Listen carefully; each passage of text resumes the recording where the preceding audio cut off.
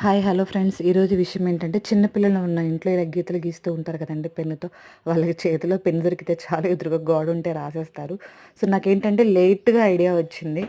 But ముందే వస్తే బాగుండేదనిపించింది. ఇలా ఒక పాత బ్యానర్ ఇలా తీసుకొని ఇలా సెట్ చేశాను. అంటే బ్యానర్ అంటే మనం పెళ్ళిళ్ళకి, ఫంక్షన్‌లకి అలాంటివి వేసుకుంటాం కదండీ!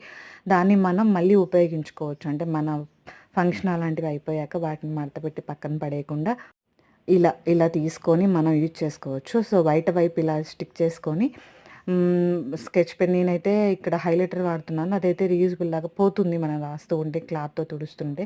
సో, పిల్లలకి ఉపయోగపడుతుందిలే బోర్డులాగా రాసుకోవడానికి అని చెప్పి ఇలా సెట్ చేశాను. అలాగే గోడలు కూడా సేఫ్ అవుతాయి. ఓన్ హౌస్ అయితే ఓకే గానీ రెంటెడ్ అయితే మళ్ళీ ఇబ్బంది కదా మనకి. సో, మీకు నచ్చితే వీడియో లైక్ చేయండి. ఈ ఫుల్ వీడియో లింక్ నేను యూట్యూబ్‌లో పెట్టాను. రాయల్ డ్రీమ్స్ ఆకులాలో. మా ఛానల్‌ని ఫాలో అవ్వండి. సబ్స్క్రైబ్ చేయండి. ఓకేనా friends? Thank you friends. Video నచ్చిందనే అనుకుంటున్నాను.